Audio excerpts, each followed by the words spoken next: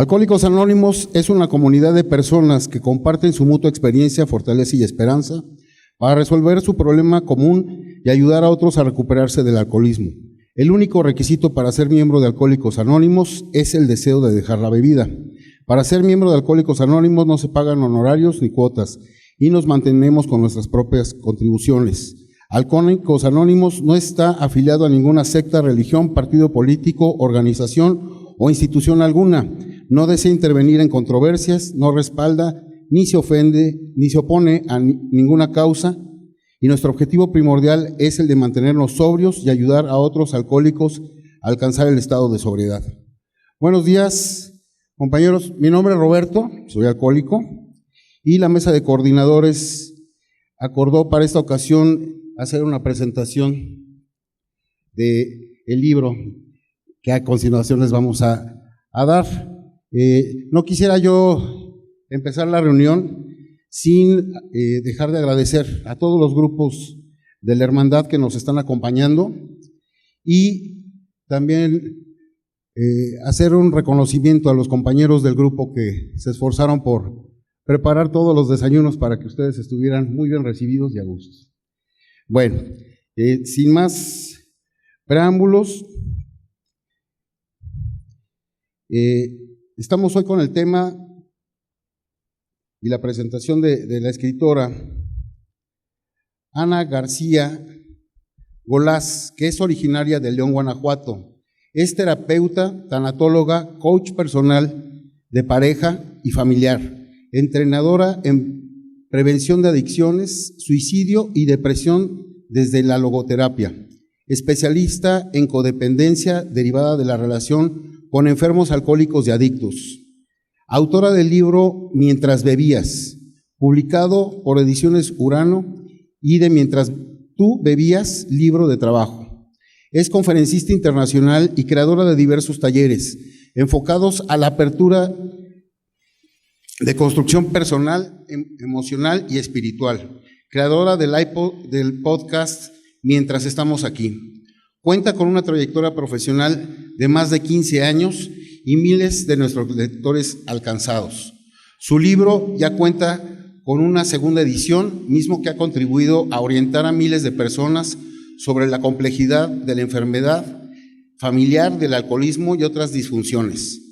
Ha acompañado como coach de vida a decenas de personas en la concreción de objetivos profesionales y personales a través de la oración de un modelo con enfoque psicoespiritual.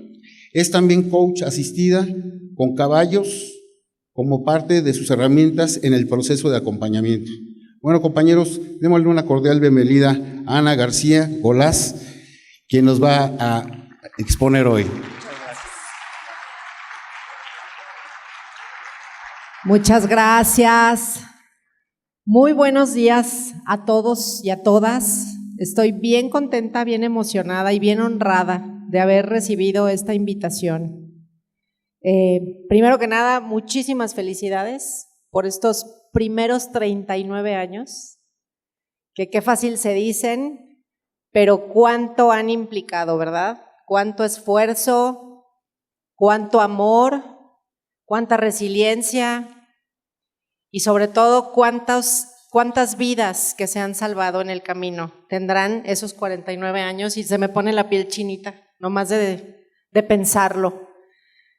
Le decía ahorita a una compañerita fumadora igual que yo, con la que me topé allá afuera, que está celebrando por celebrar su primer año, que me dio mucha emoción. Le decía, es que esto no solamente es por ti, lo que estás haciendo impacta al mundo entero, aunque ni siquiera te des cuenta. Y ya les iré explicando por qué digo esto. Pero primero que nada, muchas felicidades, muchas gracias a Gonzalo, a su esposa, a todos los organizadores, a quienes me tomaron en cuenta para esta invitación. Me siento muy fresa, decimos en mi pueblo, ¿verdad? Y bueno, pues efectivamente el libro que escribí hace ya algunos años, pues me ha llevado a tener muchos regalos como estos, regalos que nunca me imaginé, la verdad. Y ahorita quiero platicarles un poquito de cómo nació el escribir ese libro, por qué nació.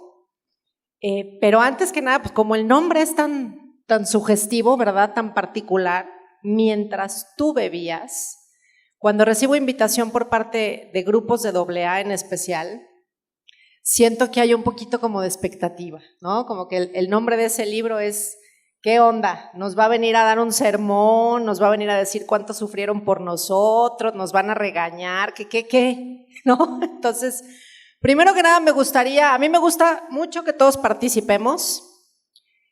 Yo les quisiera preguntar así, lo primero que venga a su mente, lo primero que salga de su ronco pecho, ¿qué se imaginan cuando escuchan ese título? Mientras tú bebías. Alguien así que de su ronco pecho levante la mano y nos diga, compañera. Enojo es lo primero, ¿ok? ¿Alguien más? Angustia. Sufrimiento. ¿Alguien más? ¿Alguien más? Huida, súper. Miedos. ¿Algún compañero, algún varón? A ver, compañera, si usted la... Eso, reproche. Sí, es que suena eso. ¿Ok? ¿Compañero levantó la mano?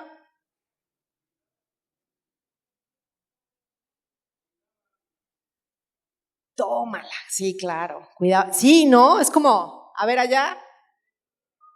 Eso, destrucción. Fíjense, todo lo que nos puede evocar el título de este libro. Una vez, he tenido muchos regalos, les repito, nunca imaginé, pero un regalo muy bonito que me llegó fue un correo de una chica, como al final de las páginas del libro vienen mis datos, pues ella me contactó por correo y me dice, te quiero compartir cómo es que finalmente adquirí tu libro, porque me parece digno de contarse. Dice, salí una tarde muy triste, después de haber tenido una discusión con mi novio alcoholizado. Dice, y me fui a pagar a Sanborns, estaba lloviendo, pero me quise ir caminando de lo triste y lo desesperada que me sentía. Dice, tenía que pagar algo en Sanborns. Dice, pero de repente pasé por los estantes de los libros y me llamó muchísimo la atención cuando vi el tuyo, mientras tú bebías. Dice, pero me dije a mí misma, no, esto no es para mí. Y me seguí caminando a ver más libros. Y si de repente vi otro que me llamó la atención, lo agarré y sin querer tiré un libro que estaba ahí cerquita, dice, y cuando lo recojo, era tu libro. Dice, lo volví a dejar en el estante muy enojada y dije, no. Seguí caminando, tomé otro libro y detrás de ese libro, otro X, estaba otra vez tu libro. Dice, ahí fue cuando ya me convencí y dije, creo que me lo tengo que llevar, ¿verdad? Pero ahorita me acuerdo de ella y pienso, ¿qué pasó por su mente cuando vio ese título, no? ¿Cuántas cosas como las que ahorita compartimos pudo haber evocado que había una resistencia muy grande? Entonces, sí, yo vengo a hablarles de eso. Yo vengo a hablarles de qué pasaba con nosotros, y cuando digo nosotros hablo la familia, el entorno cercano, mientras ustedes bebían. Pero también vengo a hablarles, que me parece súper importante, de lo que ustedes, los alcohólicos, ¿no?, han vivido y quizás siguen viviendo con el otro lado, o sea, nosotros, que tampoco está nada padre ni nada fácil, ¿ok? Entonces, si están esperando que vengo a hablarles por ahí algo mal de ustedes, no, hombre, van a ver, todo lo contrario.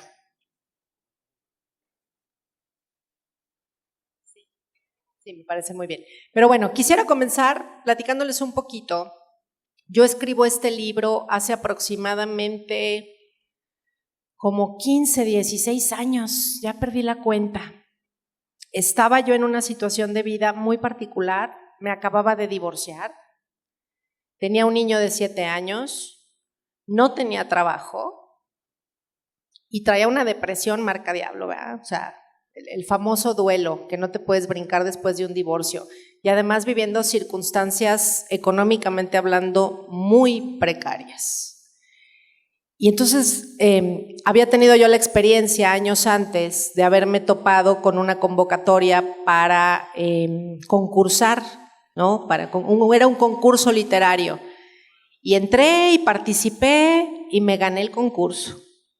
Eso había sido años antes. Entonces, cuando me encontraba en esta etapa que les estoy platicando, muy deprimida, me acordé de eso y pensé, dije, me voy a meter a buscar otro concurso.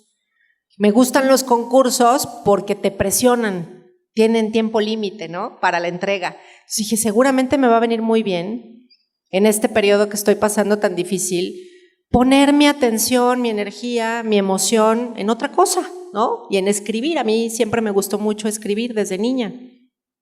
Entonces, pues resulta que encuentro otro concurso, una convocatoria más o menos en esa temporada, y empiezo a escribir este libro.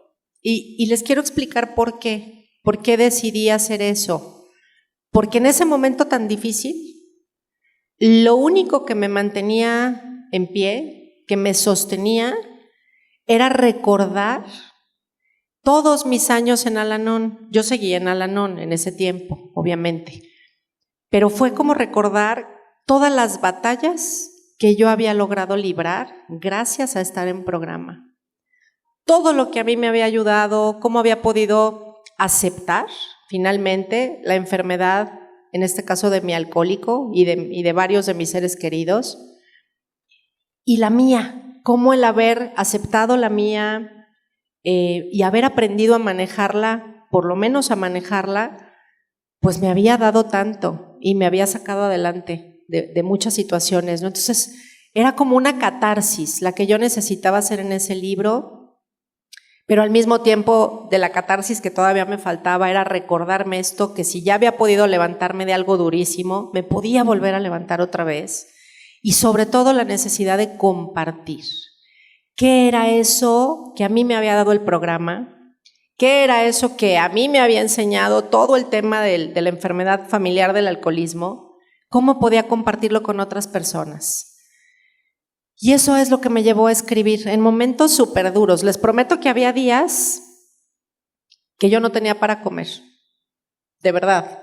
O sea, tener 5 pesos en la bolsa y decir, ay, güey, voy a ir a recoger a mi hijo de la escuela y no sé qué le voy a dar de comer. De verdad, sí era una situación bien particular. Aquí está mi amiga, que ella es testigo y toda la vida le voy a agradecer porque ella me prestó una computadora viejita, porque me habían robado la mía y no tenía yo para comprar otra. En su computadora viejita escribí mientras tú bebías. Mira, amiga, todo lo que pasó, ¿verdad? Que no nos imaginábamos. Entonces me acuerdo que había días que de verdad llevaba a mi hijo a la escuela, regresaba, seguía escribiendo porque tenía, acuérdense, un plazo límite para entregar el libro, ¿verdad? Y entrar al concurso. Y a veces me daban las 11 de la mañana, las 12 del día y yo metidísima. Y como que me caía el 20 y decía, ¿qué le voy a dar de comer a mi hijo? ¿No? Vendía yo todo lo que se imaginan, lentes, pashminas, camisas, ¿no? No me han pagado, ¿no? O me tengo que ir a cobrar, o me tengo que ir a vender más, algo tengo que hacer. Pero les prometo que Dios, de muchas maneras diferentes, me tranquilizaba y me decía, te sientas y escribes. Se los prometo, que yo me hago cargo de lo demás. Básicamente, a través de diferentes circunstancias. Y fue como logré terminarlo. No me gané el concurso. Se quedó por algún tiempo ese archivo guardado en la computadora viejita de mi amiga. Y a mí me daba mucha culpa porque yo decía, ahí hay información muy importante que mucha gente tiene que conocer, pero no tenía los recursos. Después tuve los recursos y afortunadamente pude autopublicarlo. Vendí varios ejemplares solita, básicamente, con el apoyo de 2, 3 personas, pero mi alcance no era mucho, ¿verdad? Hasta que un día les platicaba en la mesa a mis compañeros anoche, reté a Dios y le dije, mira, Señor, ya pasó tanto tiempo. Yo ya escribí el librito y en condiciones bien duras, tú lo sabes. Y luego ya junté el dinerito y ya hice lo que pude para publicarlo yo y pues llegué a algunas personas, pero ya no puedo hacer más.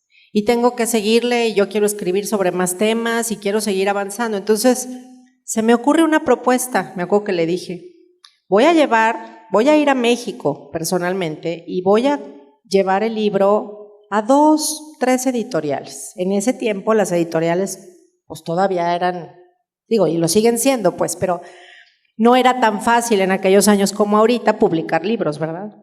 Entonces entrar a una editorial era un sueño enorme. Y finalmente le dije eso a Dios. Yo voy a hacer el esfuerzo, voy a llevarlo a 2 o 3 lugares. Si pasa algo, qué bueno. Y si no pasa nada, yo ya voy a meter este librito en el cajón y me voy a olvidar del tema. Yo ya te avisé. Por eso les digo que reté a Dios, ¿verdad? Y así lo hice. Fui a la Ciudad de México por otras cosas y a la única editorial que alcancé a entrar, que fue Ediciones Urano. Llegué, lo dejé, eran vacaciones, nada más estaba la recepcionista, me firmó de recibido y me fui. Y a los 2 meses aproximadamente recibo la llamada de que querían los derechos del libro.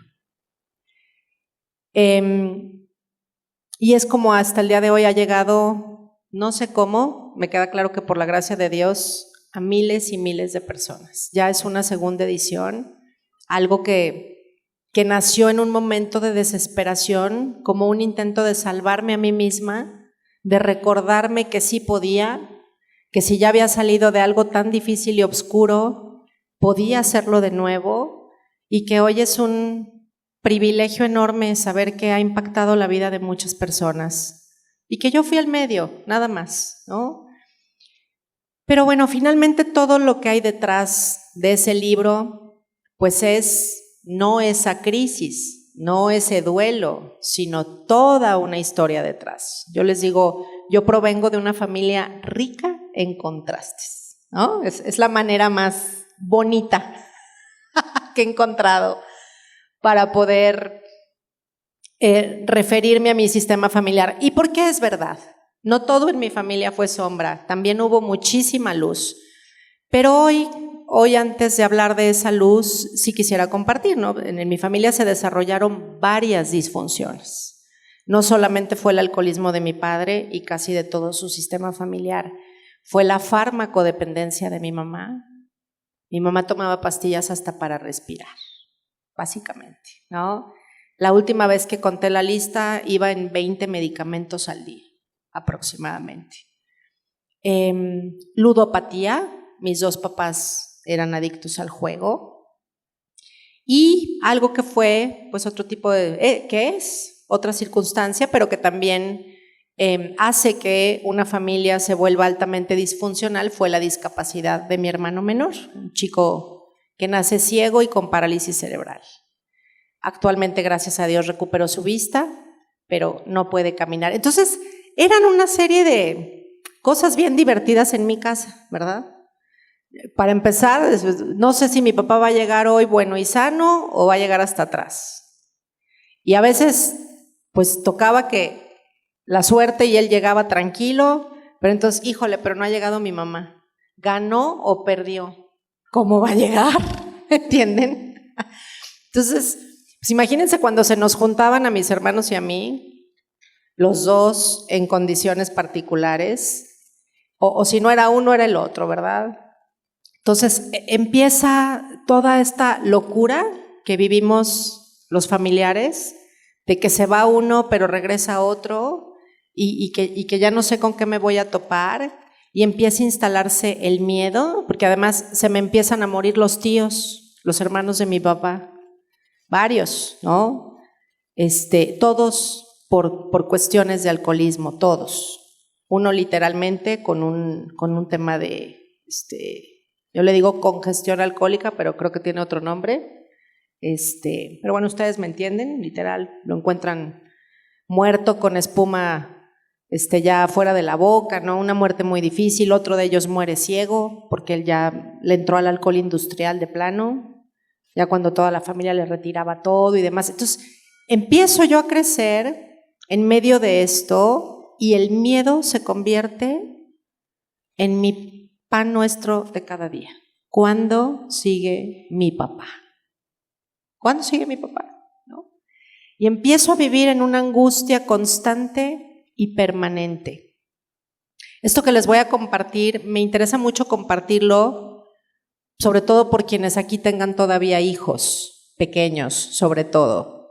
Empiezo a padecer un vértigo muy particular. Yo despertaba a veces en las madrugadas y todo me daba vueltas. Hagan de cuenta que yo me había tomado las que se había tomado mi papá, ¿no? Todo me daba vueltas. El baño estaba en la planta baja de la casa, entonces me acuerdo que tenía que bajar agarrada del pasamanos de la escalera, escalón por escalón sentada, ¿no? Cada que bajaba un escalón, no les quiero platicar la sensación, es de las cosas más horribles que yo he experimentado físicamente. Y bajaba al baño y vomitaba, porque alguien me había dicho que seguramente era porque estaba indigesta del estómago que me pasaba eso y que si yo vomitaba me iba a sentir mejor. Bendito Dios, no me volví bulímica, pero estuve a punto. Y así transcurrí años y años, y un doctor y otro doctor, y nadie daba con la solución. ¿Cuándo creen que se me quitó? Cuando me fui de mi casa. Cuando me casé y me fui de mi casa. Pasaron como 2 años y yo estaba impactada de que no había vuelto a tener un solo episodio, una sola crisis. Pero me acuerdo que en aquel tiempo recibí mi primera invitación para compartir en un congreso de hijos adultos de alcohólicos. La sede era ahí en León. Y yo estaba súper nerviosa, ¿verdad? Era mi primera experiencia. Entonces me acuerdo que aquella mañana, el día del evento, desperté con la sensación de que quería llegar el vértigo y me asusté muchísimo porque dije, no me puede pasar esto hoy, yo tengo que ir a compartir, tengo un compromiso súper importante. Y bueno, finalmente como pude me controlé, me tomé algo, me sentí mejor, fui, compartí, y entre el público estaba una compañera mía que era doctora. Y me fui directito con ella, le dije, Elena, me asusté muchísimo, fíjate que durante toda mi niñez, mi adolescencia, mi juventud, pues viví esto y ya no me había pasado hace mucho tiempo. Y hoy en la mañana volví a tener la sensación de que quería regresar, estoy súper asustada. Y ella era así toda parsimoniosa, toda relajada, ¿no? Dice, eso es falta de irrigación de sangre al cerebro. Y pasa por exceso de angustia. Fue todo lo que me dijo. Ponte fomentos de agua caliente, tómate esta pastilla y te va a ayudar, pero sobre todo, pues relájate, porque eso es exceso de angustia y deja de irrigar correctamente la sangre al cerebro. No sé si aquí hay médicos y estén de acuerdo con eso, pero me acuerdo que me impactó profundamente escuchar la razón, la verdadera razón por la que yo había vivido eso toda mi niñez y mi adolescencia. Y dije, por supuesto, me hizo todo el sentido del mundo, ¿verdad? El nivel de estrés, angustia y ansiedad, alguien mencionó por aquí la palabra angustia, que llegamos a vivir cuando estamos en estas situaciones, es de otro nivel, ¿no? Entonces, crezco una niñez así, muy particular, una adolescencia muy particular y obviamente como a muchos de nosotros, porque seguro se van a sentir muy identificados aquí conmigo varias personas, pues a mí me urgía irme de mi casa y en esa época el único permiso aceptable para hacerlo era casarme, ¿verdad? Pues me casé a los 21 años, pero previo a casarme entré en una de las peores crisis, o sea, ya la locura en mi familia estaba desbordada, o sea, ya era mi papá, pero era mi mamá con unos, ahora lo sé, brotes psicóticos terribles, ¿no? O sea, ya era una cosa súper dura. Y me acuerdo que a los 21 años yo me quise morir. Le dije a Dios, ¿sabes qué? No puedo, no tengo valor, ni para casarme, ni para cancelar la boda, ni para quedarme en esta casa, ni para irme de ella. O sea, no tengo valor para nada. Por favor, que me pase un camión encima ya. Ya no quiero, porque ya no sé, porque ya no puedo. Ahora sé que fue mi primer derrota, mi primer rendición ante Dios, nomás que en ese tiempo yo no sabía, ¿verdad?, que así se llamaba. Y así es como llega Al-Anon a mi vida. Tras esa crisis familiar tan dura, llega una persona externa a pasar el mensaje de Al-Anon a mi casa. Y es como llego a programa, a los 21 años, ya con muchas ganas de morirme, la mera verdad, porque yo ya no sabía qué hacer. Y ahí es donde comienza para mí, pues una nueva vida, ¿no? Empiezo a aprender sobre la enfermedad, primero que nada sobre la enfermedad de mi padre, a entender que no tenía nada que ver con el amor, que mi papá me amaba muchísimo, que yo le importaba muchísimo, pero que desafortunadamente había una enfermedad muy dura apoderada de él. Empiezo a entender qué le pasaba a mi mamá como su esposa y toda esta neurosis y codependencia terrible que había desarrollado, pero sobre todo empiezo a entender qué me pasa a mí. Y a partir de ahí no he parado. 21 años cuando comienzo este camino, todos los años que transité en programa y todas las cosas que he seguido aprendiendo a lo largo del tiempo, que literalmente salvaron mi vida y le dieron un rumbo, puedo decir incluso muy luminoso, gracias a toda la sombra y a todo el dolor que se vivió detrás. Entonces ahí empiezo a aprender esto que seguro todos aquí saben. Por ejemplo, que existían 3 tipos de adicciones, ¿verdad? Adicciones a sustancias, adicciones a actitudes y adicciones a personas. Y tómala, pues yo caí en la tercera, ¿no? Los codependientes somos eso, adictos a personas. Y mientras más estudio y mientras más me preparo y mientras más me involucro, he caído en la cuenta de algo muy importante que yo estoy tratando de comunicar lo más que puedo.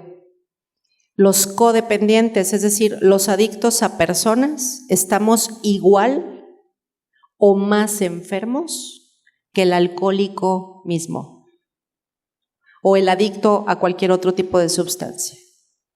Nosotros los codependientes somos adictos a drogas endógenas. ¿Sabían esto? Las drogas endógenas son las que produce mi cuerpo. No es algo que yo consumo de afuera para adentro, sino es algo que surge de mi propio cuerpo. Son neurotransmisores, son hormonas. Nosotros los codependientes, al estar habituados a vivir en crisis y en caos constante, vamos a segregar muchísima más dopamina, adrenalina y cortisol, por mencionar algunas sustancias, que el común denominador de la gente. Y nos volvemos adictos a esto, pero no lo sabemos. Como nosotros no vamos a la vinícola de la esquina para conseguir nada, ¿verdad? Nos creemos los sanos de nuestras familias. Y digo, en comparación, ¿no?, con nuestro adicto o alcohólico cercano. ¿Pero qué creen? Que estamos igual de drogados un montón de veces y no lo sabemos. Por eso hacemos las cosas que hacemos a veces tan irracionales. Nos ponemos locos o locas, gritamos porque se cayó el vaso, ¿verdad? O porque no encuentro un arete. ¿Qué se fumó, no? Estamos intoxicados de esas sustancias en nuestro cuerpo. Y como el alcohólico o el adicto, entramos en abstinencia sin saberlo cuando eso empieza a bajar. Porque obviamente también en nuestros sistemas familiares hubo periodos de tranquilidad, ¿no? No muchos, pero había. ¿Les pasaba que de pronto todo tranquilo, tu alcohólico o adicto bien, ¿no? O quienes eran los consumidores en este caso, pues andaban tranquilos, pero de repente la esposa o la hija o la mamá andaba muy mal, que era como, bueno, pues con qué te damos gusto, ¿verdad? ¿Les pasaba? ¿Sí empiezan a ubicar? O si era tu caso, te sentías con un vacío muy especial, que ni tú comprendías, como con una especie de depresión chistosa. Dices, ¿pero por qué? Si ahorita raramente todo está bien y tranquilo. Así es como se manifiesta en nosotros la abstinencia de esas drogas endógenas. Pero nadie nos avisa. No lo sabemos. ¿Y qué creen que hacemos? Igualito que el alcohólico iba a la cantina, pues nosotros vamos por más crisis y vamos por más caos, los codependientes, ¿verdad? Y hacemos bronca donde no hay, porque necesitamos volver a segregar todas esas drogas endógenas. Pero repito, no lo sabemos. ¿Cómo ven? ¿Sabían esto? Está fuerte, ¿va? Pero les explica muchas cosas que quizá no tenían explicación antes. Entonces, ahora cuando se acerca gente a mí a trabajar en terapia esto, en los cursos que imparto y demás, ha sido muy importante ayudar a la gente a entender esto, sobre todo a los codependientes. Nosotros también tenemos crisis de abstinencia y nosotros también nos tenemos que rehabilitar. Para nosotros también aplica esa palabra. ¿Por qué? Porque también nos estamos muriendo, ¿ok? Nosotros también nos estamos muriendo.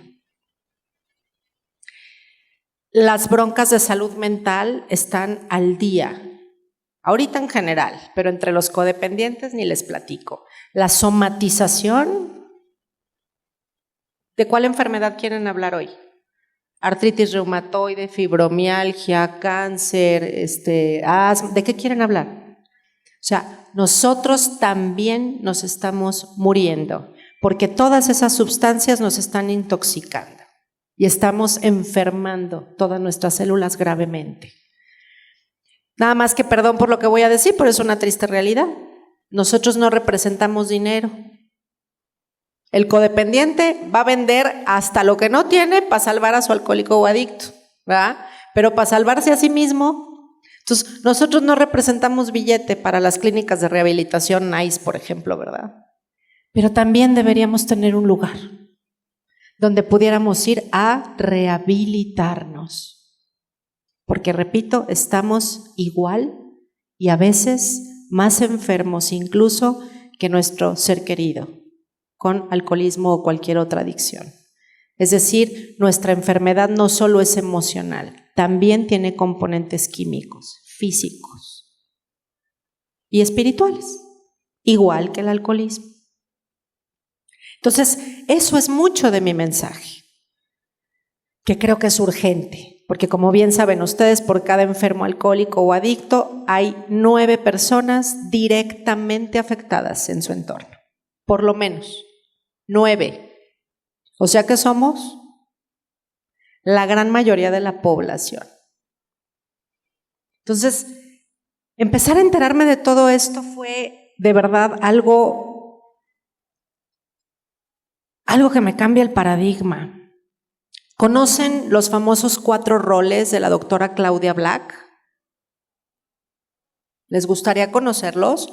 Esa doctora es una doctora americana que tuvo la maravillosa idea de estudiarnos a los hijos adultos de alcohólicos. Y maravillosa idea, porque hace un estudio impresionante, un estudio científico, donde analiza el comportamiento de miles y miles de hijos adultos de familias disfuncionales, en especial con temas de alcoholismo.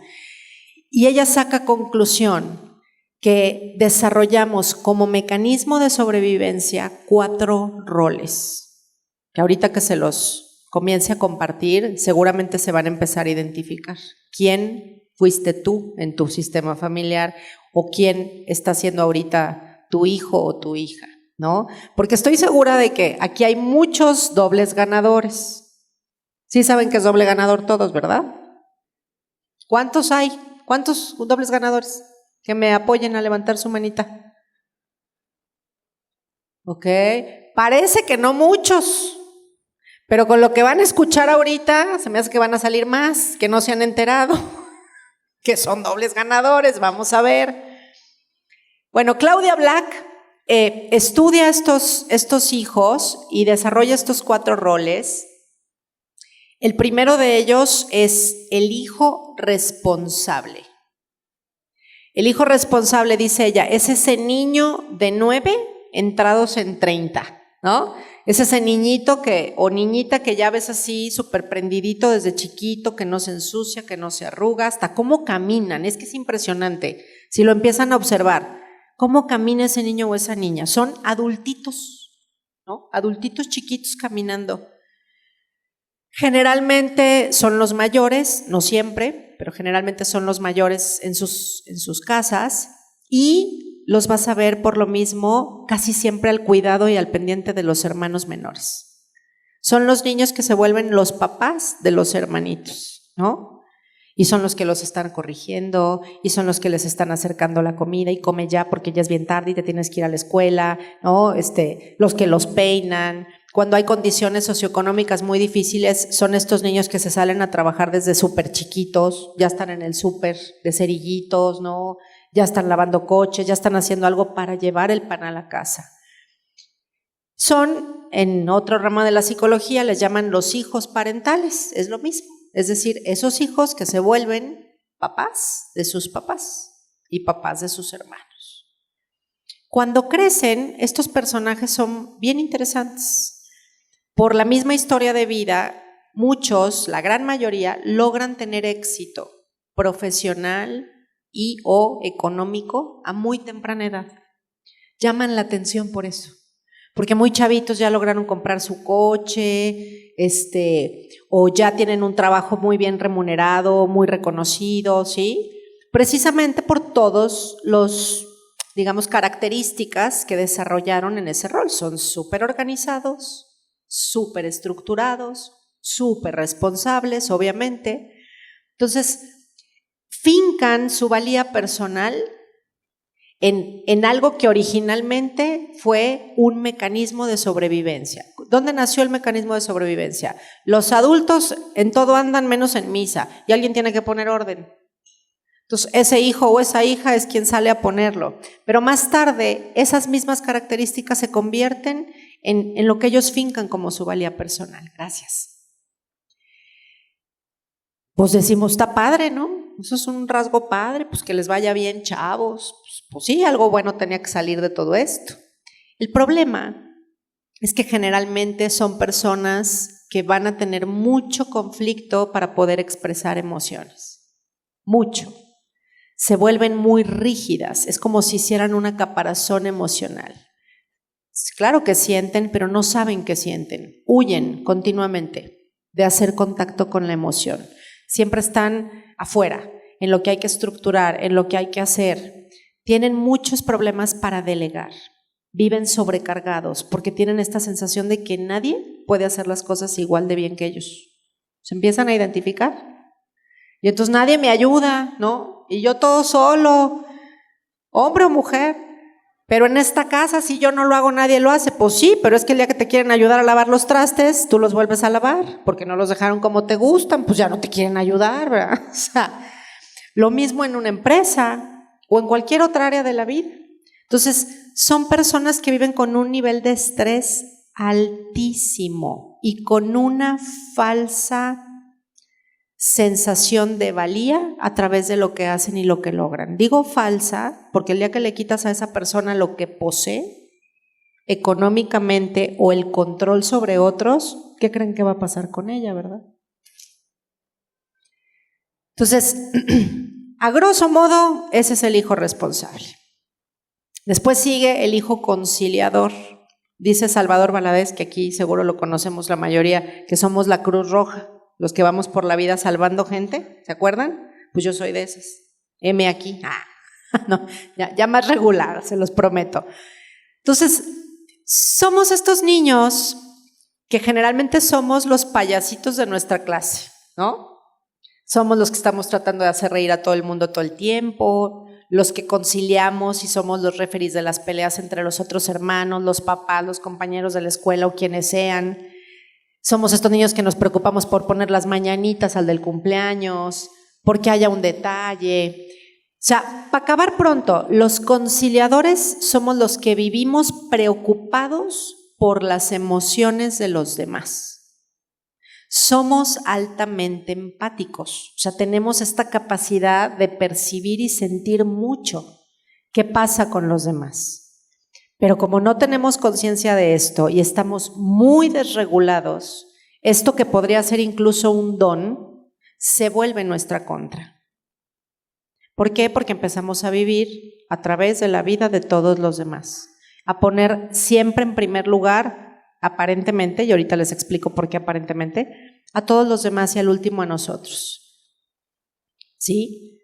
Estamos generalmente súper cansados porque andamos atendiendo la bronca de todo el mundo. No sabemos decir que no. Entonces nos metemos en cada bronca. Traemos así, costalote de broncas ajenas. Y un costalototote más grande ahí tirado de nosotros, que nadie viene a atender porque nosotros andamos atendiendo el de los demás, ¿verdad? Entonces, el conciliador es súper lindo, la neta. Yo digo, Diosito sí nos necesitaba aquí. Porque el problema no es dar. El problema es cuando realmente no estoy dando, sino pidiendo. Pero creo que estoy dando, ¿sí? Los codependientes, en especial los conciliadores, damos y damos y damos y damos y damos, pero en realidad estamos pidiendo, demandando. ¿Qué? ¿Que me quieras? ¿Que me aceptes? ¿Que me reconozcas? ¿Que me apruebes? ¿Que me hagas sentir un poquito valioso? Y como eso es algo que finalmente no me puede dar nadie afuera de mí, sino yo mismo, pues vivimos bien desilusionados, bien cansados, bien desilusionados, a veces hasta empezamos a amargarnos, porque es como esta sensación de que el mundo nos decepciona, ¿no? Nadie es capaz de dar o de corresponder. ¿Les ha pasado? ¿Se han sentido así alguna vez? Pues, ¿qué creen que es nuestra codependencia? Es otro síntoma, nada más. Ese es el conciliador. Luego viene el hijo adaptador. Es este niño, como siempre le confunden el nombre, no sé por qué es Juan, José, Marta, María. Me encanta que se empiezan a reír, pues sí va, o sea, es este niño o niña que tiene una energía, yo la llamaría invisible, porque él o ella necesitan invisibilizarse, de hecho, ¿no? O sea, ellos ven todo el desmadre, todo el caos y dicen, yo ni puedo arreglar nada. Entonces, ellos se van y huyen a su mundo de fantasía, escapan. Les encanta la música, el arte, las manualidades. Ellos escapan a su mundo de fantasía. No es que no les importe lo que pasa, es que no tienen las mismas herramientas para gestionar como el responsable o el conciliador, ¿no? Que pues a lo mejor lo hacen mal o de manera muy extremista, pero tienen más herramientas. Para el adaptador no. Aquello que siente no sabe qué hacer con ello y entonces él escapa. Son generalmente los personajes que se pudieran considerar más manipulables. Tú les dices blanco y ellos dicen, bueno, blanco. No, siempre no, amarillo. Está bien, amarillo. Vamos a ir, bueno, vamos. No, ya no vamos. Bueno, ya no vamos, ¿no? O sea, pareciera esta gente tan sin carácter, ¿no? Si te ha tocado como pareja, lo entiendo, es desesperante. Desesperante, o sea. Porque fíjense, es chistoso. Aparentemente, el hijo responsable, el conciliador y el de conducta inadecuada, que ahorita voy a hablar, son aparentemente los controladores del sistema. Y el adaptador, supuestamente, es el controlado del sistema. ¿Pero qué creen? Que ya me di cuenta que no es cierto. Al final del día no es cierto.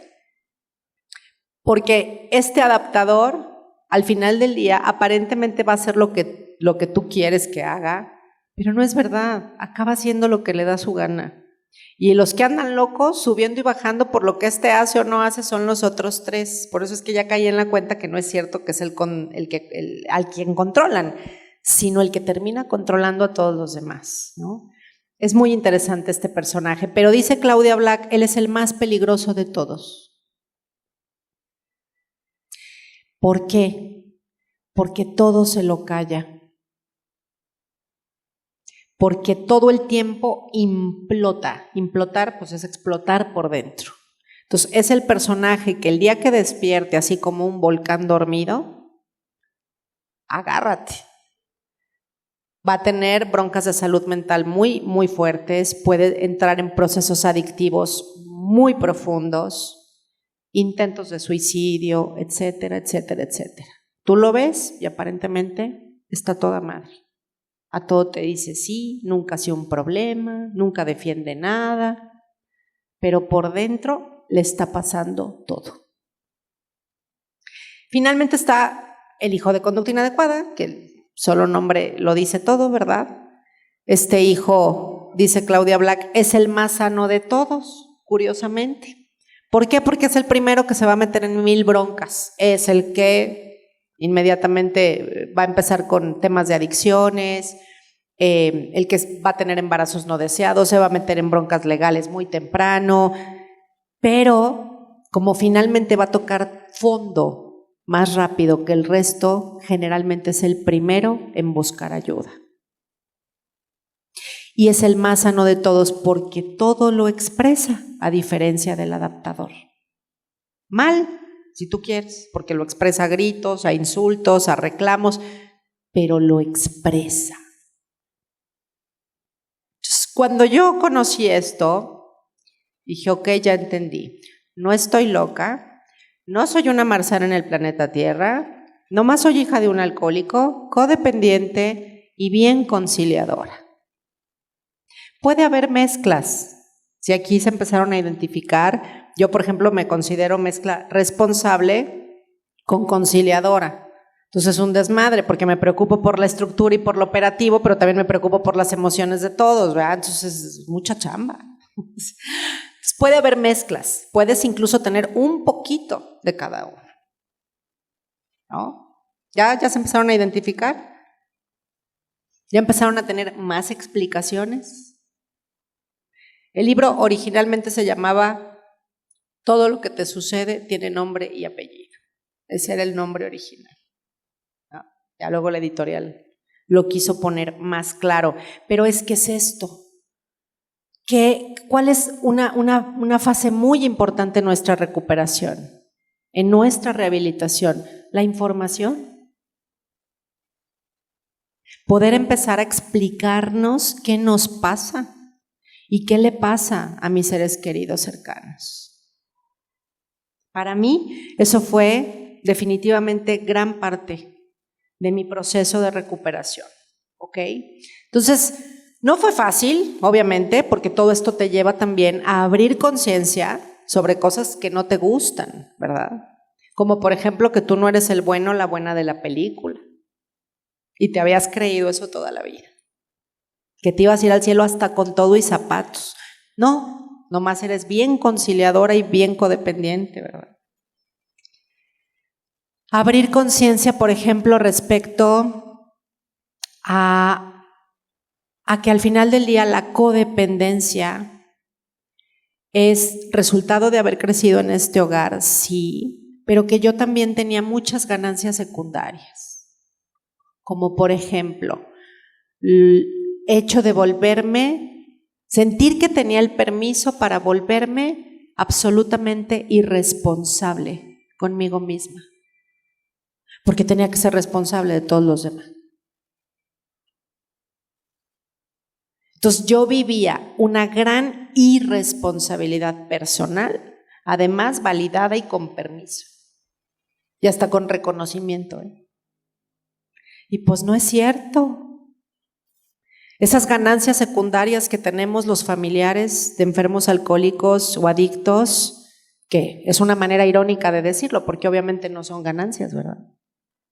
Esa es una enorme. Nos volvemos absolutamente irresponsables con nosotros mismos.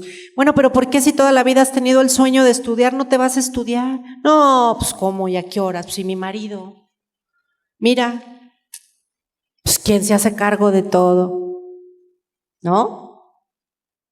O sea, dejamos gravemente nuestra vida de lado y nuestra responsabilidad con esa vida de lado por vivir queriendo arreglar la de los demás, que ni arreglamos nada y luego les andamos cobrando a todos, ahora arreglen la mía y pues claro que nadie te la va a arreglar, ¿verdad? O sea, y esto se empieza a volver un verdadero desgarriate.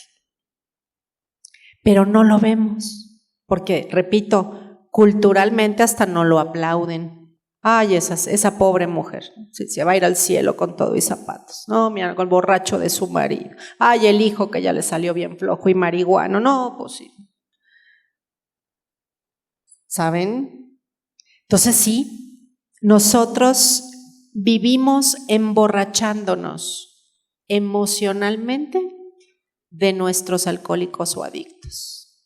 Pero como el borracho es el otro, pues él es el que está mal, ¿verdad? Yo por eso me puse así. No, mija. O no, mijo, porque a veces pasa del otro lado también.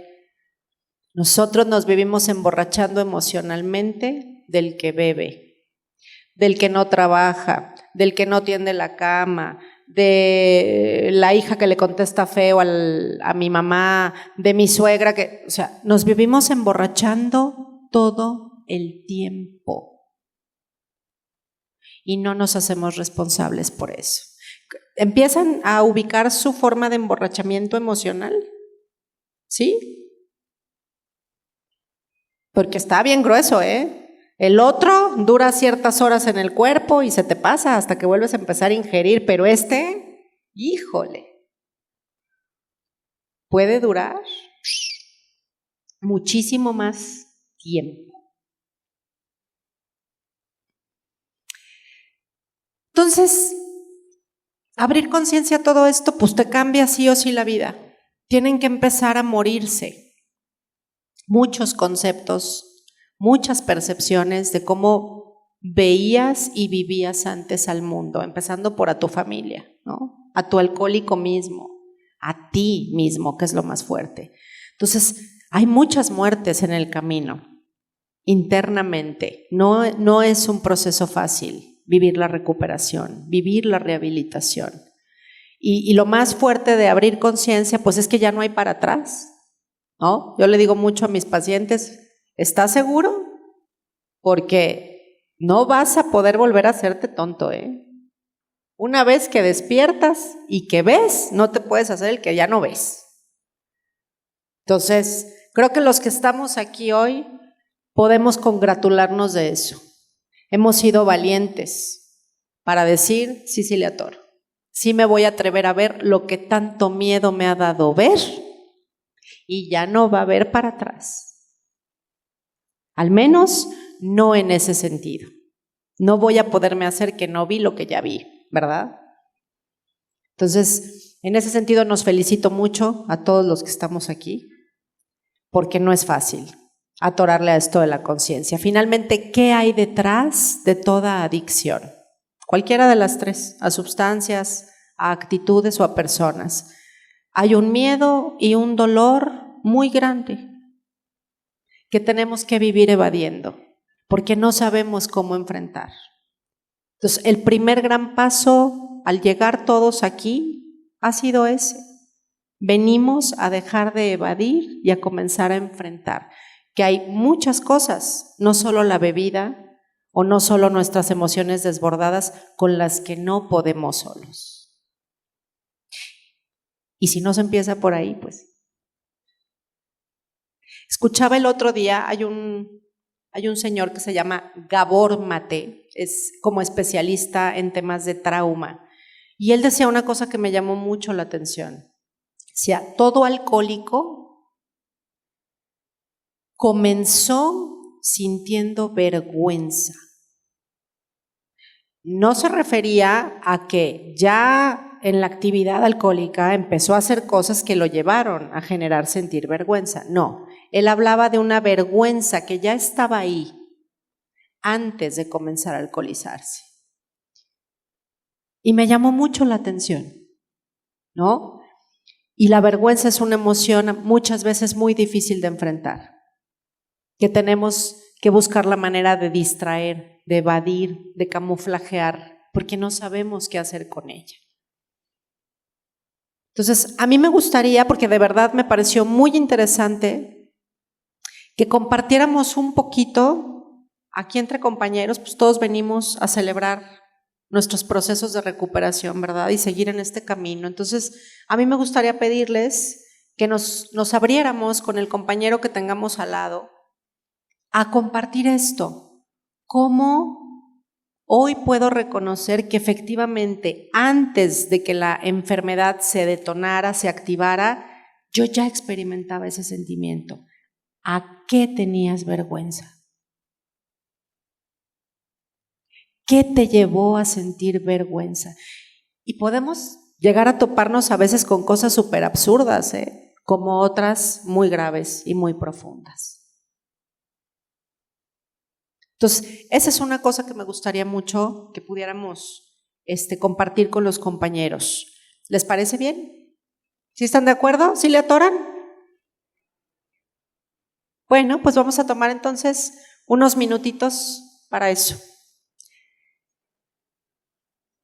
Comenzamos.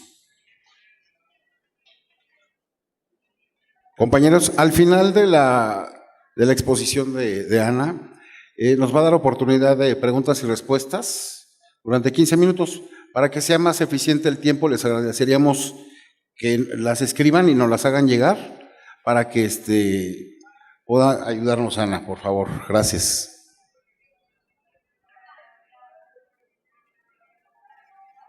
¿Listos? ¿Estuvo interesante el compartir? ¿Sí?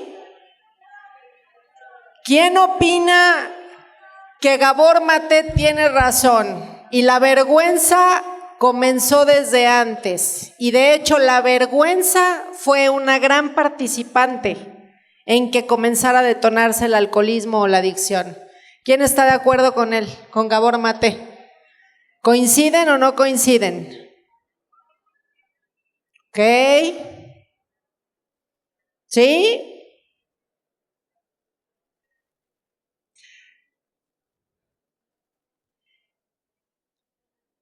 Me dicen que están escribiendo sus preguntas. Todavía no terminamos. Si quieren esperarse un poquito porque lo que viene está más bueno todavía. Ok. Entender todas estas cosas que les compartí fue de inmensa ayuda, porque emocionalmente me acomodó muchas cosas, ¿ok? Ya las cosas tenían un nombre, un apellido, una explicación, y eso fue obviamente crucial en mi proceso personal de recuperación. Pero lo que de verdad me llevó a otro nivel, les pido a todos su atención, por favor, porque esta parte para mí hoy día es la más importante de comunicar,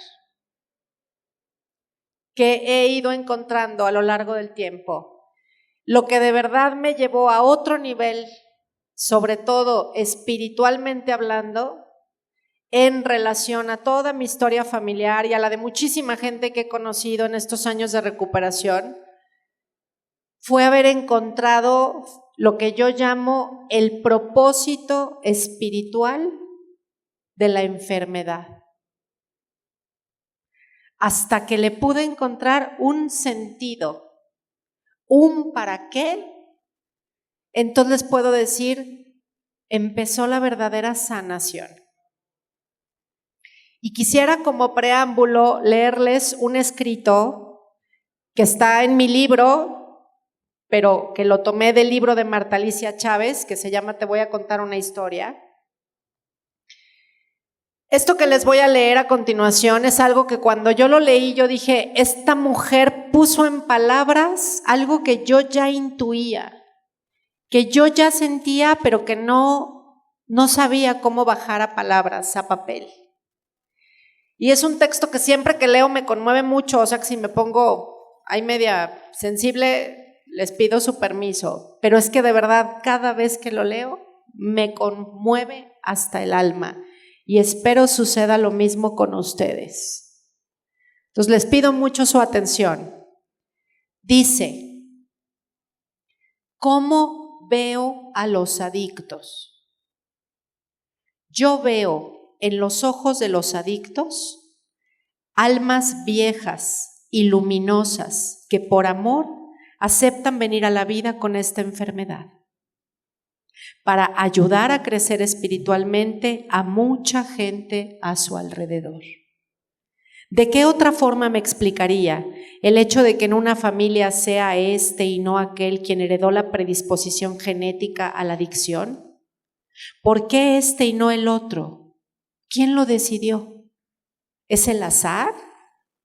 ¿Es Dios imponiendo su voluntad, violando el libre albedrío del adicto? Mi respuesta es no. Si bien la hoja del árbol no se mueve sin la voluntad de Dios, también creo que Él que nos dio el regalo del libre albedrío es el primero en respetarlo. De manera que es el adicto o el alcohólico quien eligió venir con esa enfermedad o aceptó la propuesta de Dios para venir con ella, aunque al llegar a la tierra y encarnar en un cuerpo físico lo olvide.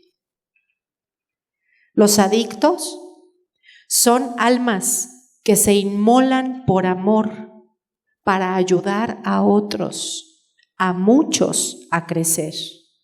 ¿Y qué otra cosa sino el amor podría inspirar a un alma a aceptar una enfermedad que le causará tanto sufrimiento, rechazo, juicio y desprecio? Porque si algo reciben los adictos en la sociedad y casi siempre de su familia, es el juicio, el rechazo y el desprecio. Los adictos nos rompen los esquemas, nos transforman, nos obligan a movernos, a cambiar, a orar, a madurar y a crecer. También lo hacen esos seres diferentes que salen drásticamente de los parámetros de lo adecuado, o algunos de los que han nacido, por ejemplo, con fibrosis quística, parálisis cerebral, síndrome de Down u otra enfermedad o malformación congénita.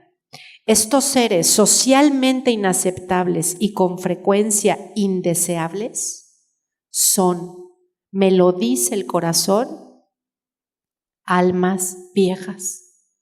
Almas grandes. Parecen seres descompuestos, pero no lo son. Algunos parecen estar desadaptados y lo están, porque no caben en este mundo, porque su alma grande se revela ante el yugo que les impide límites a su naturaleza. Son seres fuertes y libres, muy libres, que pagan el precio de serlo para poder cumplir con un propósito. Es muy difícil vivir con ellos, a veces insoportable, pero cuando aprendemos a verlos con los ojos del alma, entendemos que no hay de qué preocuparnos, que ese ser sabio e indomable está bien, puede, sabe cómo. No hay nada que componerle porque no está descompuesto y entonces dejamos de sufrir. Lo soltamos, lo entregamos a su ser superior, a su propia alma, que puede guiarlo y protegerlo mucho mejor de lo que nosotros podríamos. ¿Qué les parece?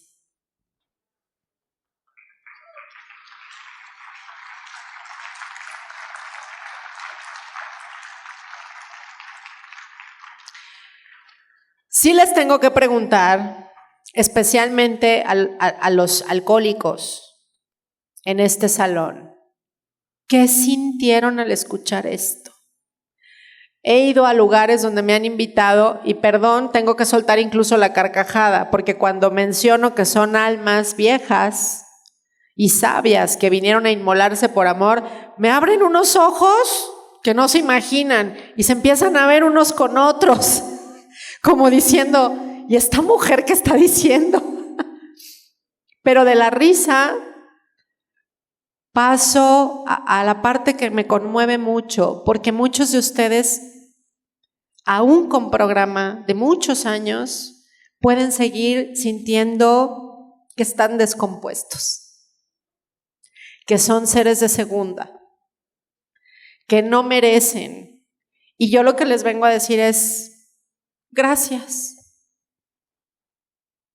muchas gracias, porque no tienen idea del propósito tan grande que ha tenido su vida y todos sus tropiezos en la humanidad entera. Por ustedes hemos buscado la luz, muchas personas. Por ustedes y lo que hacían en la actividad, tuvimos que buscar a Dios y lo encontramos, gracias a Dios, muchos de nosotros. Por ustedes se están salvando muchas otras vidas. Estamos viviendo algo muy doloroso como país, como mundo, pero hablando de nuestro país, están matando a nuestros chavos todos los días y cada vez nos llega más cerca. Hace aproximadamente un año mataron al hijo de una prima hermana mía, muy querida. Sí, el chavo estaba involucrado en cuestiones pues no buenas, no gratas.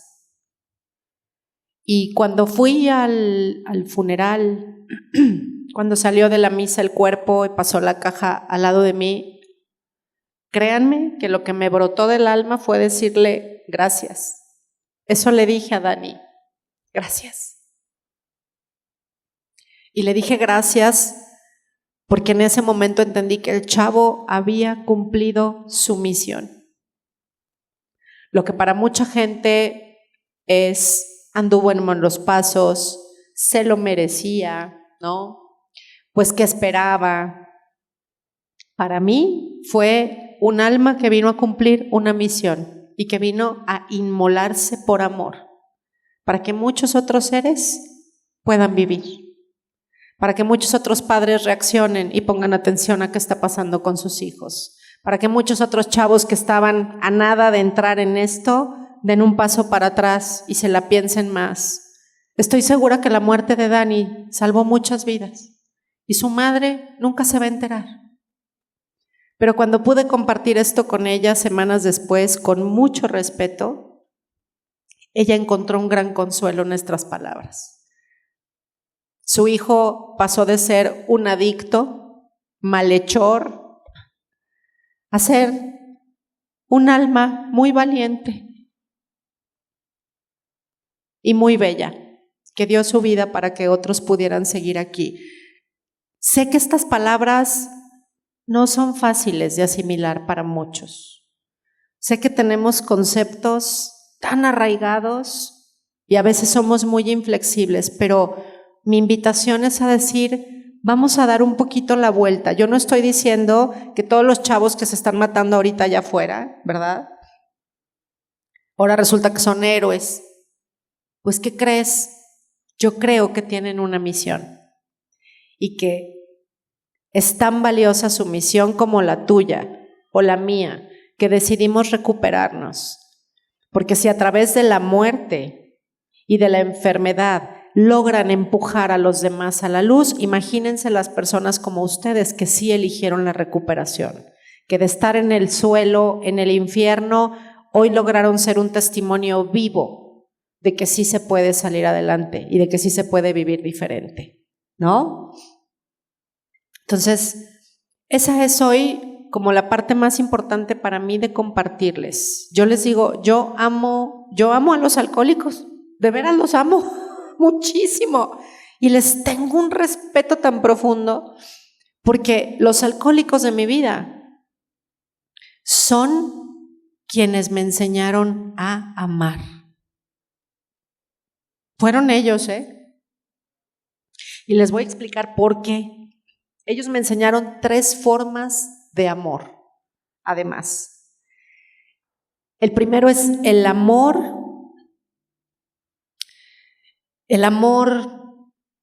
más sano. Me enseñaron a hacer la diferencia entre la codependencia y el amor. Comparto mucho esta experiencia porque es la manera en que ejemplifico esto. Alguien una vez me dijo, Ana, ¿por qué vas a buscar a tu papá a las cantinas? Dije, pues ¿cómo que por qué? Pues porque lo quiero mucho, porque es mi papá. Me dijo, no es cierto. Yo me ofendí, le dije, ¿cómo que no es cierto? No es cierto. Tú haces eso porque no sabes cómo lidiar con la angustia y la ansiedad que te da imaginarte todo lo que puede pasarle. Que puede chocar, matar a alguien, que puede acabar en el bote, que se puede caer. Por todas las fantasías terribles que pasan por tu cabeza que quieres tranquilizar, haces eso, pero no es por amor. Porque el amor, me dijo, haría que tú dejaras de meter tus manitas en los planes de Dios, para que tu padre pudiera vivir lo que sea que tiene que vivir sin tu interferencia. Y si eso implica tocar fondo, entonces que lo pueda tocar y a partir de ahí decida qué quiere hacer con su vida. Eso sería el amor. El amor deja crecer a quien ama. No lo embonsalla. Embonsalla, de embonsayar como los bonsáis. Ya ven que van cortando el arbolito de tal manera particular para que no crezca. Y esas palabras para mí fueron muy fuertes. Es la primera enseñanza del amor bien importante que yo tuve gracias a mi enfermo alcohólico. Que vivir volcada sobre el otro, queriendo hacer algo para quitarme yo mis propias emociones incómodas, eso no era amor. Y a partir de ahí me encontré a mi papá unas semanas después afuera de una vinícola con los cuates, ya con todo el arsenal preparado. Me vio, se puso blanco, dijo, ahí viene la que se cree mi mamá y ahorita me va a caer el sermón encima. Y para su sorpresa y para la mía, genuinamente, le pude decir, que te vaya muy bien, pa, diviértanse mucho. Y seguí mi camino. Yo les prometo de verdad que desde ese día algo cambió. Mi papá comenzó a bajar de manera muy importante la frecuencia y la cantidad. Yo siento que energéticamente eso tuvo muchísimo poder porque yo literal era su cuidadora oficial. Y ese día creo que lo que le dije sin decirlo fue renuncio a mi chamba de ser tu cuidadora oficial. A partir de hoy, va solo. Fue algo muy impactante. Entonces, es la primer forma de amor que aprendo gracias a él. La segunda fue el amor a mí misma. Cuando llego a las puertas del programa, empiezo a ver todo lo que esto era, implicaba y demás, y empiezo a tener actos de amor para Ana. Cuando entiendo que todos los actos que hago hacia afuera, en ese momento, eran desde mi codependencia, es decir, desde mi miedo, desde mi carencia, no desde mi amor, porque dar es un valor maravilloso, siempre y cuando demos desde el amor. Pero los codependientes no damos desde el amor.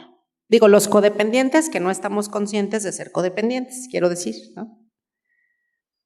Entonces, aprendí que toda esa aceptación, reconocimiento, afecto que estaba buscando a través de dar tanto, yo tenía que empezar a generarlo por mí misma. Entonces empecé a tener esos actos para mí, escucharme, cuidarme, atenderme, hablarme bonito porque me hablaba bien feo, ¿no? En estos discursos mentales que tenemos todo el tiempo nosotros con nosotros. Empecé a tratarme bien, empecé a ser compasiva conmigo. Todo eso que yo trataba de hacer hacia afuera, con otros, pero que cero hacía conmigo. Entonces, fue la segunda forma de amor más linda que aprendí gracias a haber llegado al programa. ¿Por qué? Porque había un alcohólico en mi vida. Bueno, muchos. Y la tercera forma, que es quizá la que más me conmueve, ellos me enseñaron el amor incondicional. Y eso no es cualquier cosa, ¿eh? Amor incondicional, ¿a qué me refiero? Uno pensaría que esa clase de amor uno nada más lo vive por los hijos, ¿no? No importa lo que hagan, no importa nada, uno los ama de todos modos. Sí, es verdad. Uno los ama sean lo que sean y hagan lo que hagan. Pero no es verdad que es tan incondicional, porque en el fondo sí esperamos. Sí espero que me hables el 10 de mayo, cabrón. Perdón, este grupo es muy decente, se me olvidó. Sí espero que saques buenas calificaciones. Sí espero que te portes bien. Sí espero que me des las gracias por el desayuno. Sí esperamos, la neta. Entonces, así como que digas incondicional, no.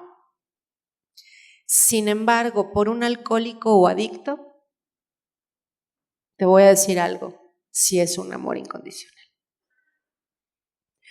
Porque llega un momento en que entiendes que de ellos no puedes esperar absolutamente nada. Y no estoy diciendo, y lo aclaro, no porque no tengan nada que dar, tienen muchísimo que dar, pero generalmente nunca cuando tú quieres o cuando tú lo necesitas. Entonces, en ese sentido, sabemos cómo, yo no les voy a venir a hablar de su enfermedad, ustedes la conocen mejor que yo, ¿verdad? Entonces, sabemos que características propias de la enfermedad del alcoholismo, pues intervienen factores que generan esto. Entonces, uno aprende eso. No puedo esperar nada de ti y no te puedo pedir nada. Nunca sé si me lo vas a querer o a poder dar o no. Así que aprendo a no esperar nada de ti. Y sin embargo, te amo. ¿Verdad que eso es amor incondicional?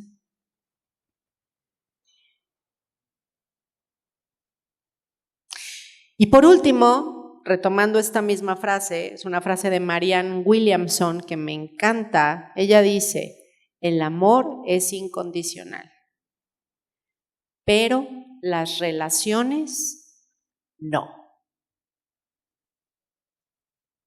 Es decir, nuestra forma de relacionarnos sí tiene condiciones. Fue la cuarta manera hermosa en la que el alcohólico de mi vida me enseñó a amar, cuando pude aprender a ponerle límites, no a él, a su enfermedad. Porque mi padre no era la enfermedad. Entonces, cuando entiendes esto, cuando logras disociar a la persona de la enfermedad, tú puedes vivir este principio. El amor es incondicional, las relaciones no. Ahí sí toca poner condiciones, ahí sí toca que si tú quieres interactuar conmigo, tiene que ser con respeto. Si no, qué pena, no estoy. Estoy hablando aquí ya parejo, de la borrachera de la que estemos hablando, de la emocional, de la física, de la que estemos hablando, ¿va? Entonces, pues, ¿cómo no los voy a querer? ¿Ustedes creen? Siempre lo he dicho y creo que siempre lo seguiré diciendo, me quito el sombrero ante un alcohólico o adicto en recuperación, porque si yo, que mi tema es a nivel emocional, ahora sé que también veo químico, pero que el de ustedes tiene un componente todavía más difícil y lo logran, yo me quito el sombrero ante ustedes. Porque a la conclusión que yo he llegado es, nadie mejor para entender al alcohólico que el codependiente y viceversa. Si aprendiéramos a ser equipo, otra cosa sería. Porque así como yo codependiente, no puedo dejar de querer controlar, no puedo dejar de querer resolver, no puedo dejar de quererte rescatar, no puedo dejar de gritar por tontería, así, sabiendo ya todo lo que sé y a veces todavía no puedo, así tú con los comportamientos de tu enfermedad. Entonces, ¿por qué no hacer este equipo donde yo te entiendo mejor que nadie y tú me entiendes mejor que nadie? ¿No? Y vamos luchando juntos el proceso de recuperación, desde la comprensión y la compasión más profunda que primero aprendí a tener para mí. Y desde ahí te puedo ofrecer a ti. Quisiera cerrar, antes de empezar con preguntas y respuestas, con un pequeño ejercicio, una pequeña meditación guiada. Después de todo esto que hablamos, ¿les gustaría?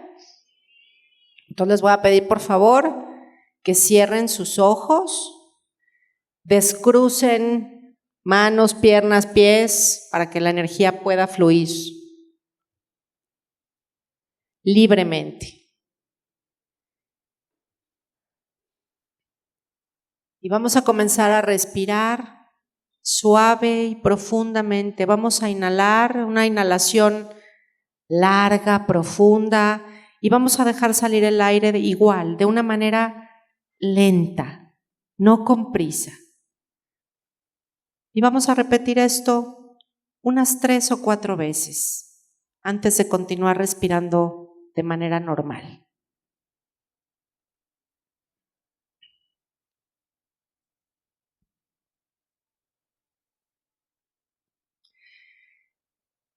Sin abrir sus ojos, les comparto la siguiente reflexión. Entendí que la vida es como una gran obra de teatro, donde tenemos que haber toda clase de personajes, los buenos, los malos, los chaparritos, los altos, los guapos, los feos. Todos y cada uno de los personajes en esa obra de teatro tienen un propósito único y necesario para que el mensaje de esa obra teatral se pueda llevar a cabo. La vida es igual. En la vida todos jugamos un personaje único, necesario, crucial, para que el proceso evolutivo en el que estamos viviendo pueda seguirse desarrollando. Tú has sido ese personaje crucial en la vida de muchos, de los que conoces y de los que nunca conocerás, como otras personas lo han sido para ti. Hoy quiero pedirte que te visualices sentado o sentada en la primera fila, en la butaca de primera fila de un gran teatro. Y vas a observar cómo las cortinas de ese escenario comienzan a correr y va a aparecer a escena la persona o personas que más te han herido. No intentes manipular la imagen. Quien o quienes hayan aparecido son las personas indicadas.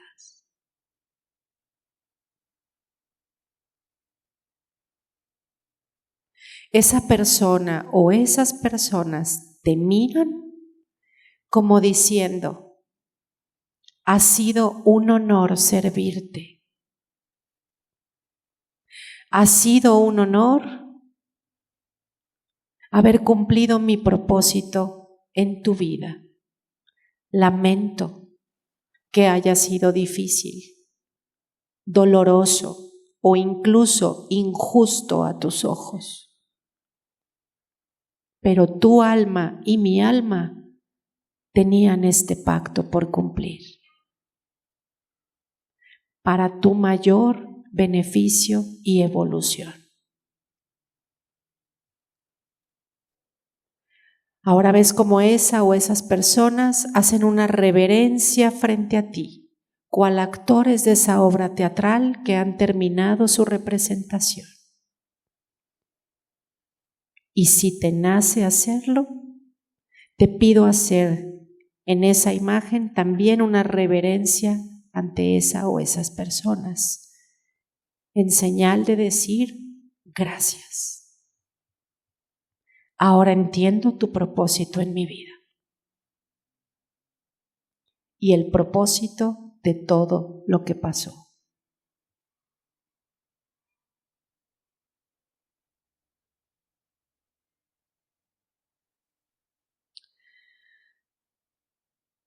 Ahora te voy a pedir,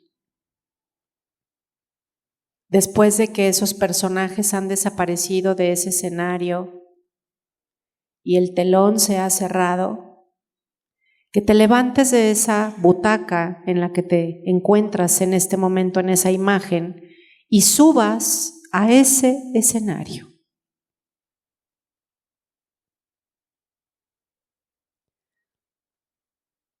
Una vez arriba, vas a ver sentado o sentados en primera fila a esa persona o a esas personas que tú has herido y has lastimado o les has fallado de la manera que sea.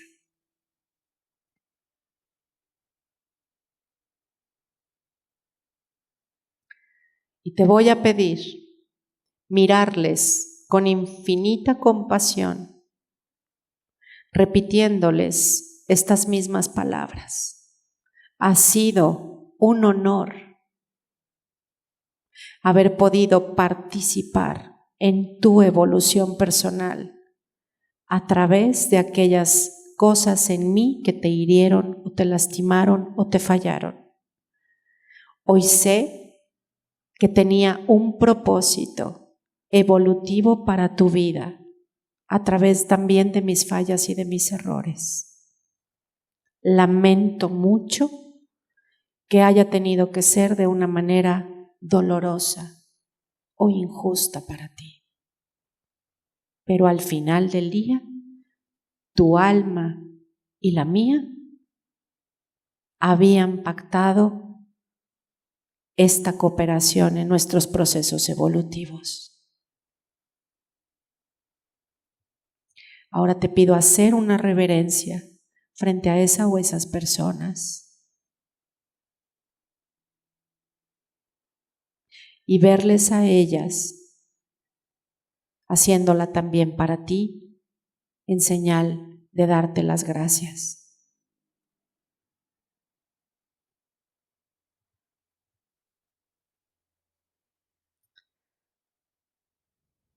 Respiren profundo una vez más.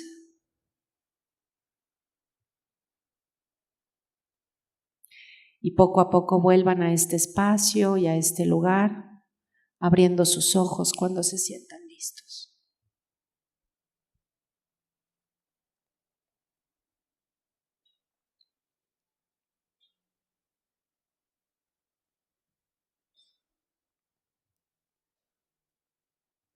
Espero de todo corazón haber logrado transmitirles el mensaje, no el mío, el que cada uno o una de ustedes necesitaba recibir hoy. Por mi parte. Gracias, Ana. Es todo. Muchas gracias.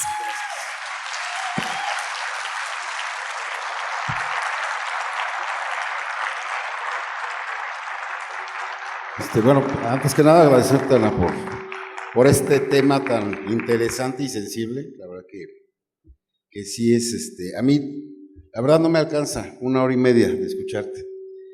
Ana accedió a traer algunos libros, que van a estar aquí a la venta y nos los va a autografiar para quien quiera llevarse a casa, como yo, uno de sus libros, que es un tema muy interesante. No sé si tengan preguntas. ¿Nadie? Bueno. Ok, pues vamos a dar por terminada esta reunión y como lo indica la quinta tradición, cada grupo tiene un solo objetivo primordial: llevar el mensaje al alcohólico que está sufriendo. Por lo cual pregunto, ¿en la sala se encuentra alguna persona que venga por primera vez a una reunión de Alcohólicos Anónimos o que crea tener sus problemas con su manera de beber o simplemente venga por información? Si es así, le pido que levante la mano, se ponga de pie. Muy bien. Únicamente vamos a terminar la reunión con un toque de campana, con una oración en silencio, que no es obligatorio, solo para quien quiera acompañarnos.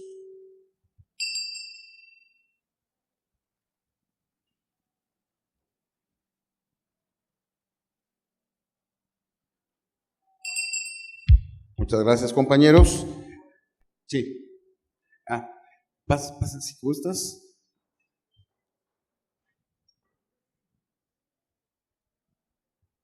Hola, bueno, el Grupo 10 de Junio Pachuca te quiere dar este reconocimiento por haber compartido con nosotros en ayuda de nuestra recuperación. Muchas gracias.